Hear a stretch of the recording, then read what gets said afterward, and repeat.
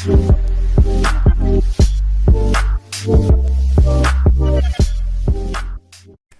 guys, TheAirsoftTech here, and welcome back to Airsoft Tech Talk Q&A. So we're not going to waste any time, we're going to jump straight into your all's most interesting and most popular questions. Alexander Marshall asks, what's the highest theoretical FPS you could achieve on a version 2 gearbox platform? So I really don't know the answer to this question. If we're specifically talking about AEGs and not HPA systems, which can get you essentially infinite joule output for how much energy you put into it, how much air pressure is behind that BB, then you can go pretty high with an HPA. If we're talking specifically and strictly AEG, then there's going to be a couple limiting factors here that if we want to consider in totality will definitely limit how high we can get joule output. Which I think is the better way to measure energy output for an airsoft gun, not strictly FPS. So a couple limiting factors would be the strength of the version 2 gearbox shell, how much of a spring can actually fit into the gearbox shell, how strong like a piston would have to be to withstand that kind of spring strength, how strong a cylinder head would have to be to withstand that kind of spring strength. There's a lot of limiting factors here, but if we're going to get rid of the strength components and the strength variables and the durability questions and just think about, okay, what is the biggest spring we can fit in this gun and have it, full stroke sector gear setup, full stroke piston setup, using like a full bore up cylinder system with a long bore, tight bore barrel, and using heavyweight BBs, I think you would get pretty close to like 800 FPS, which would be like what, 4.2, 4.5 joules, which is pretty hard hitting. I don't know though, I've never built a gun like that. I've honestly never even had the desire to, because I can never use it in the game. But maybe one day we can try that. We can try building the strongest shooting airsoft gun possible, strictly AEG and not HPA. Mad Matt asks, does inner barrel length actually affect accuracy and range? I'm about to build an ARP 556, but the fact that it has a 150 millimeter inner barrel concerns me.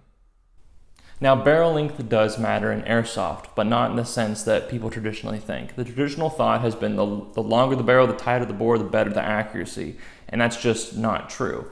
Really, what matters with barrels and accuracy and range is really how it associates with your joule output and what you're trying to achieve with the overall gun. So, for example, take my TSG. My TSG has a barrel length of about 110 millimeters. It's a 6.02 ZCI barrel that I've polished for 15-20 minutes. And the FPS output of the gun is about 300 FPS with a .20 gram BB. So it's a really low-powered gun. But this gun is extremely accurate with .28 gram BBs, the RHOP that I have installed with it. Again, that 6.02 ZCI barrel that's been polished for 15-20 minutes. It achieves a really good accuracy and a really good range for its power setup. This is because the overall setup matches the barrel length. And so this low FPS gun with these a little bit heavier weight BBs, the RHOP and the high quality bore barrel make a gun shoot very well accurately and at a distance as well. And so if I were to take that same gun and put in an M170 spring full stroke, you wouldn't get the same accuracy or range because the BB does not have time to stabilize in the barrel. And with a lower powered gun like my TSG, it doesn't need as much time to stabilize in said barrel. And so let's take a DMR, for example, something that's shooting 500 FPS, full stroke, all the way downrange. That type of gun is going to need a little bit longer of a barrel for that BB to stabilize in. And so you ask yourself, how far can you take this concept? Well, about 450 millimeters is the longest inner barrel in my experience that gets you the best effect. Anything past that, you're not really getting any better accuracy. You're not really getting any better range. You're not really getting any shot-to-shot better consistency over the 450 millimeter barrel. So that, in my experience, has been how far you can take this concept. Again, if, for example, in your question, the ARP9, the barrel's pretty short on that, but not as short as my TSG.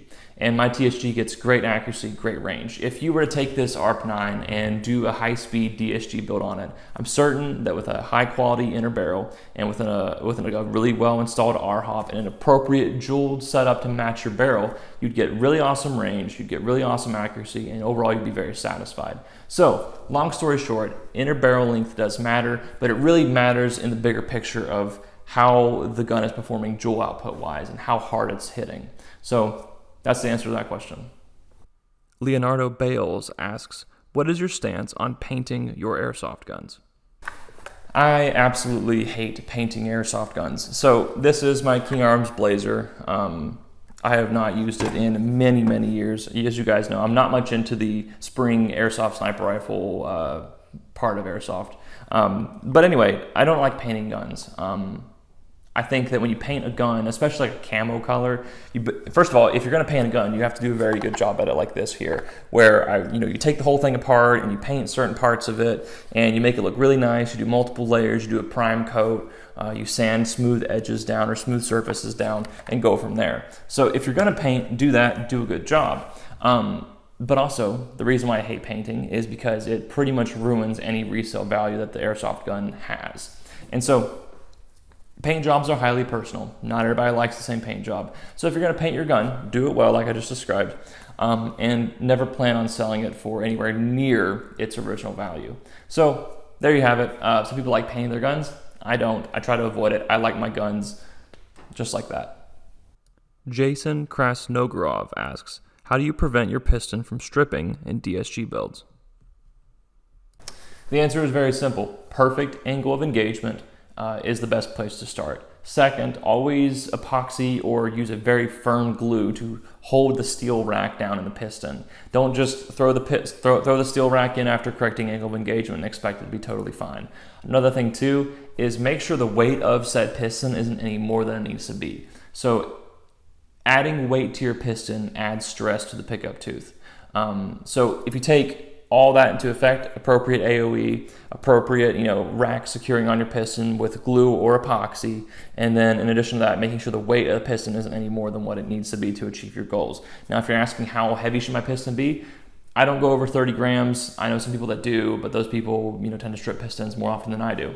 None of my DSGs currently, none of them that I currently have stripped a piston. I have done it before, but it's usually because I was really heavily weighing the piston down, or I forgot to glue the rack in. If you do both of those things appropriately and then get perfect angle of engagement, you shouldn't have a problem. Joe Fuquanson asks, what's the max barrel length you do on a DSG? So the max length I would go on a DSG would be about 363 millimeters. Now, you can certainly go further than that. I know people who have done, close to 400 or a little over 400, like 420, blaze it, on a 9-tooth DSG. That's totally great and all. That'll probably be fine. But me personally, I don't like going past 363. I really like a lot shorter, like about around 200, so I can take a really good hold on the joule creep that these builds can produce. And so that's my personal preference. I wouldn't recommend you go over 363 millimeters because at that point it becomes difficult to take advantage of joule creep. So yeah, that's about as maximum as I would go. All right, guys, that is all the time I have today for your all's questions. I did answer an additional question today just because I really wanted to get 5 in, and that's what we did today. So that's all the time I have today. Thank you very much for watching. If you don't mind, please subscribe to my YouTube channel if you haven't already. Like this video, it definitely shoots it up in the YouTube algorithm, and then comment down below. If you disagree with any of my answers down below or have a differing experience, please comment down below. I want to hear about it. Maybe there's something new that I haven't heard of. But again, thank you very much for watching. I'll see you guys in the next video of whatever the heck I'm doing. But until then, stay tuned, techs.